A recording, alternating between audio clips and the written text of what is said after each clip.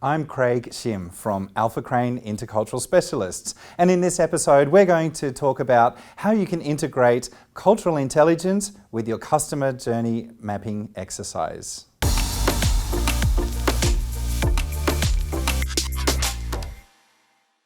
Let's imagine you're the owner of a successful private healthcare practice and you have the intent to expand your customer base to include people from culturally and linguistically diverse backgrounds in your district. Now, you successfully embark on an active social media campaign and you do get this new client base that you are hoping for. But after a while, you start to hear from your receptionist and your practitioners that they are finding that many of these culturally diverse new customers tends to be rude, disrespectful, and quite often impatient. So you're quite concerned about this and you set out to do a customer journey mapping exercise to find out exactly what is going on. But to your shock, the results come back and you find out that your customers or your clients have the same impression about your staff, your practitioners and your receptionists, and that's where you really are left wondering what's going on. Well, this particular scenario is a true one, and it is certainly relevant to today's episode, which is all about how do you apply cultural intelligence when you are going through that exercise of mapping out what the customer journey is for your customers. So this is actually one of 3 episodes that I have prepared for Innovate Moreton Bay, and this series is all about being a culturally inclusive business. So I hope you find this helpful, and if you do enjoy it, you can always check out the other episodes.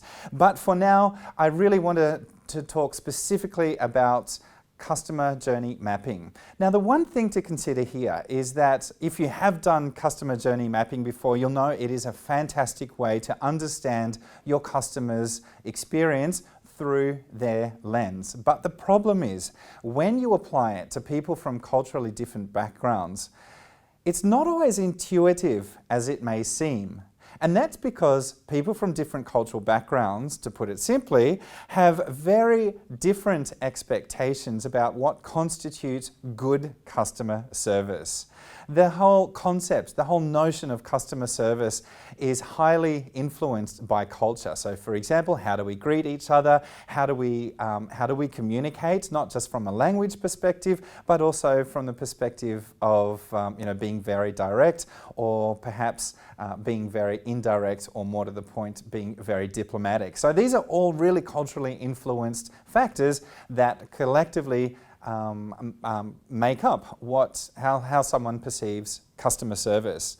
So why is this particularly important? Well, I'll come back to the first part of the scenario, which was the business owner, in this case an owner of a healthcare practice, wanting to expand their target market to include people from culturally and linguistically diverse backgrounds. This is particularly helpful at this point in time, which is this period when, due to COVID, we have all had to reassess our customer service or our segmentation approach, and ideally, who are the best customers for us. So expanding into that market of culturally and linguistically diverse customers can actually be a very positive thing, particularly at times like now. But many businesses often overlook the culturally diverse customers when it comes to reassessing your customer base. And that's because of 2 things. Number one, many people some people I should say, just assume that it's a small niche segment and they can be pretty difficult to deal with, so we'll just put them to the side and focus on our other customers and hope that we can carve out our market share from I guess, mainstream Australians in this case. So some people think like that. You've got other people, in fact the majority of business owners, who have decided not to specifically target culturally diverse customers for this reason, that The assumption is that we all have the same, we're Australians, we all have the same attitudes towards customer service, and therefore I will naturally pick up these customers or these potential customers as part of our business as usual activity. Now, this is actually a misguided approach, because it does assume that everyone does have the same attitudes and perceptions around what constitutes customer service. So in order to really attract these culturally diverse visitors, it is important to take into account their underlying motivations, their underlying needs and wants that may potentially be very different from your Australian customers. So understanding that is all about cultural awareness and cultural intelligence. But how do you do that? Well, I have developed a framework specifically that relates to applying cultural intelligence to customer service and service excellence. And I'm going to refer you to a diagram that I have prepared as part of this framework. In fact, I've got two slides here on this triangle. Now, as you can see on this particular slide, these are what I refer to as the risk indicators of service excellence when you are dealing with people from culturally different backgrounds. And I'll briefly explain this to you. At the very bottom level of this pyramid, or the base of the pyramid, is absence of understanding. And this is really about cultural miscommunication and cultural misunderstanding. And that's specifically what is going on in this scenario that we mentioned, where your staff assume that your customers are being rude and disrespectful and impatient, and your customers think exactly the same thing of your staff. Now, clearly, your staff are well trained, they've got great customer service skills or client service skills, and it does surprise you to learn that anyone could have this impression of them. And likewise, for your culturally diverse customers, they do not walk into your practice with the intent of being rude or disrespectful. But it does come down to a number of different cultural expectations about how to behave in certain situations. So an absence of cultural understanding is really going to create problems for you if you don't get that sorted out in the early stages. Now, if you don't sort that out, then we move up to the next level of this triangle, which is about keeping customers being uninformed. So, for example, let's say you have very stringent rules about turning up on time for appointments because you're a very busy clinic or practice, and you have people from culturally diverse backgrounds who just don't seem to respect the same or have the same high regard that you do when it comes to being on time for appointments, then you know, a whole lot of problems can fall out of that. And in this case, customers really start to feel that they're not in control because they've turned up. They may be a little late, but that's probably not necessarily such a big deal from their perspective. And instead, your staff have really turned on them and you know, started to shame them, perhaps make them even lose face. So at this point in time, your customer really starts to feel frustrated, uninformed, and misunderstood. Now, when that happens, we move to the third tier of this pyramid, which really is about frustration, not just for your customer, but also for you and for your staff. And again, it is all about frustration that arises from different cultural expectations about what constitutes good customer service and good service delivery. When this happens, we then move up to the fourth level of the triangle, which is customer dissatisfaction. Now, this is where, at best, customers feel that you have simply met their expectations, not exceeded them, but just met their expectations. But at worst, they really start to feel dissatisfied. And if this happens, then we move up to the top of the pyramid, which is the scenario of your customer as a critic. So they're dissatisfied, and they become a critic of yours. Now, at best, your customer may actually leave you. That's not necessarily the worst thing to happen in the world. What is worse than that is if they leave you, or they choose to stay with you, but they become a very vocal critic of yours because you just don't treat them the way that they expect that they should be treated. then this is obviously a problem that we want to avoid. And that brings me to the second slide. And the second slide talks about what are the desired outcomes of applying cultural intelligence to your service excellence. And these are things that you can really take into account in your customer journey mapping exercise. And I'll briefly explain this, the flip side of this triangle. Again, at the bottom we have understanding, and this is where you really aim to create understanding between you and your customers from that cultural perspective, that you have cultural awareness, that you understand what their underlying needs and wants are, and they understand how they're supposed to, or what your expectations of them are. Now, once you reach that level, then you go to the next level, which is about creating an informed customer. If with good cultural understanding, you can have those conversations to inform them of what is going on, perhaps from a medical perspective, even from a procedural perspective. Now, when that happens, you move up to the third tier, which is about being responsive. And this is specifically about being intuitively responsive to the expressed and the unexpressed wishes and needs of your culturally diverse customers.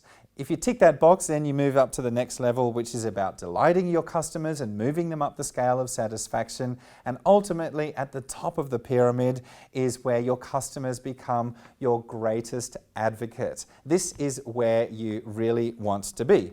Now, how do you do that? Well, let me share with you 3 tips that relate roughly to this scenario, which is about running the healthcare practice. So, look, the first tip is that at each customer touch point. So when you're doing a customer journey mapping exercise, you always have a look at where are the different customer touch points. At each customer touch point, so for example, the minute that they pick up the phone or walk through the door or meet with the receptionist or speak with the practitioner, take into consideration what their underlying needs and wants are, or their expectations are from a cultural perspective. So a quick example would be how we introduce ourselves. And I might just pause here for a moment and explain a recent scenario that happens to me when I had to go to hospital, and I had an appointment with a specialist, and he was a Chinese Malaysian doctor. Now, that experience that I had with him, I really was quite uncomfortable about, and here's why. When I walked into his office, he didn't open the door for me, he didn't introduce himself, he just signalled for me to come in. So it was quite impersonal. And then when, through the course of the discussion or the consultation, there was no small talk at all. He was very factual, which I don't mind from a medical practitioner, but really it was very impersonal, and I started to feel quite uncomfortable about that. And then he was also quite authoritative. In other words, I felt that he was talking down to me. Now, coming back to this tip about taking into account all those different touch points with your customer.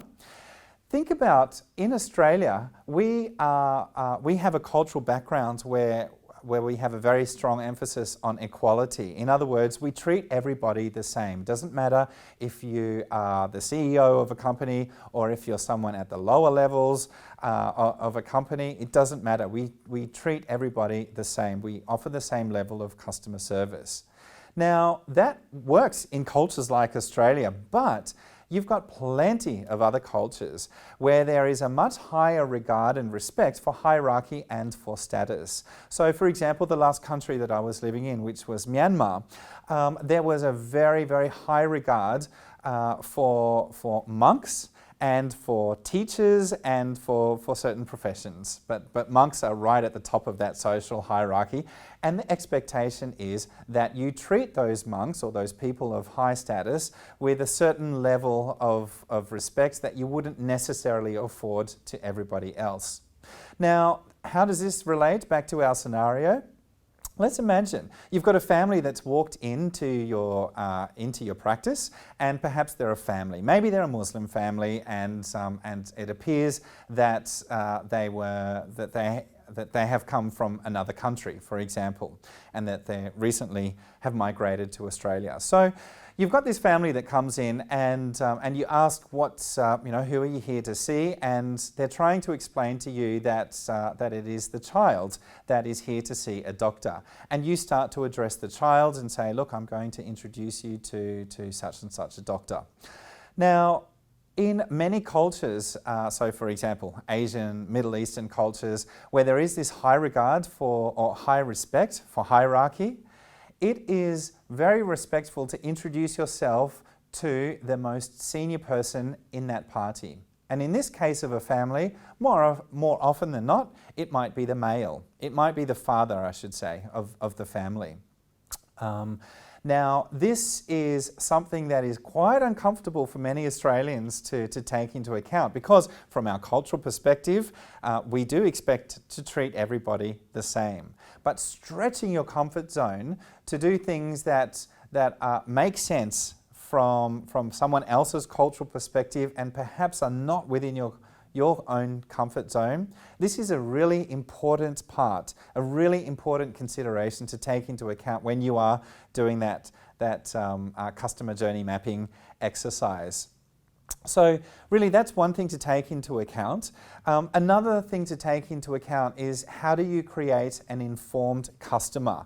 So in the context again of let's say healthcare, think about your customers, this family that has just come in.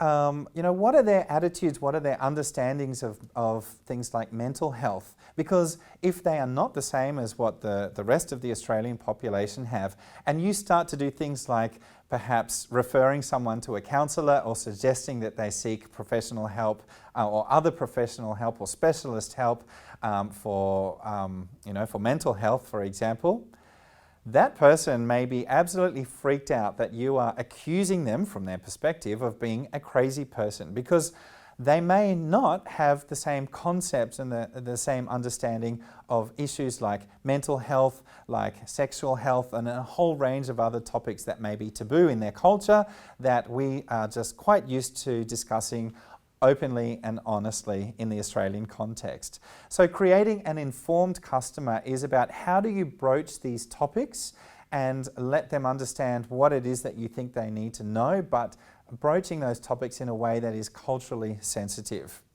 Now, the third tip that I'd like to briefly tap on is related to also how do you create an informed customer, but it's specifically about communication. And take this into account. Different cultures have different styles of communicating, and I'm not necessarily talking about language. I'm talking about whether we're very direct with our communication or whether we're very diplomatic with our communication. In Australia, we tend to be fairly direct compared with many other cultures. So for example, we have sayings like, tell it like it is, or call a spade a spade. In the context of healthcare, you might have the expectation that as a healthcare practitioner, you have an open and honest conversation with your client, and that they are being open and honest with you, so that you can obviously go through the proper treatment, or get them to access the proper treatment that they require. Now, that is a big assumption. Trying to get someone from a cultural background who does not have that style of communication, and instead they are very diplomatic, means that you could totally misunderstand what it is that they are saying.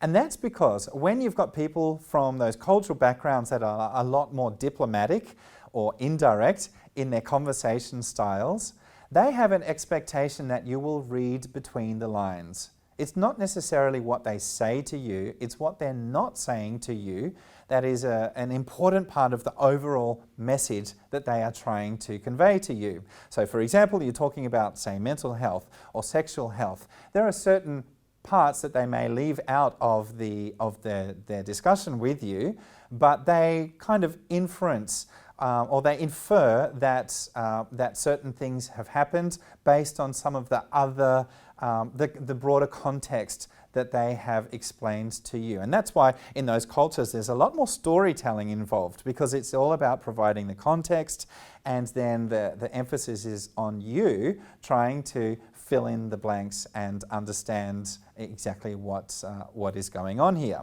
So that's something really to take into account, communication styles from a cultural perspective. Now, these 3 tips that I've just shared with you are specific to healthcare, but regardless of what industry you're in, there is one piece of advice that I would love to share with you, and that is this piece of advice. When you are dealing with people from different cultural backgrounds, when you're providing them with service, the biggest failure or the biggest pitfall in providing service to people from culturally diverse backgrounds is not to overcome or be aware of cultural misunderstandings and cultural miscommunication. This is something that you really should take into account when you are doing your customer journey mapping, when you are trying to expand your market, for example, or you're dealing with people from international backgrounds or from just simply culturally diverse backgrounds. 2 really important points. Now, you may be wondering, why am I qualified to talk about this particular topic? Well, to my understanding, I am the only qualified or certified intercultural practitioner in Queensland that is qualified to provide services around customer journey mapping from a cross-cultural perspective, and obviously also customer service coaching and training and so forth. And just to give you a little bit of context, I was based in Asia for 14 years, where I have helped many hotels and airlines with applying cultural intelligence to their customer journey mapping exercise, and obviously the end result that they are looking for and that they have achieved is to have an enhanced customer experience. So that's something that I'm pretty sure that you would be interested in as well, and so that's why we've created this series, so that I can share some of these tips with you. Now, if any of these tips do resonate with you, if there are any scenarios that I have talked about in this particular episode that you think, yeah, I've got a similar story, I would love to hear from you. The best way to do that, do connect with me on LinkedIn. You can just search for me, Craig Shim. Now, if there are other topics that we've covered off in this particular episode that you are interested in, there are 2 other ways that you can find out more. The first way is to, of course, have a look through this Innovate Moreton Bay series, this online learning series, and check out the other 2 episodes that I've prepared. And the other way is you can go to my website and contact me there and find out some more information. My website is alphacrane.com.au. Well, that brings me to the end of this particular episode. My name is Craig Shim. Thank you for watching.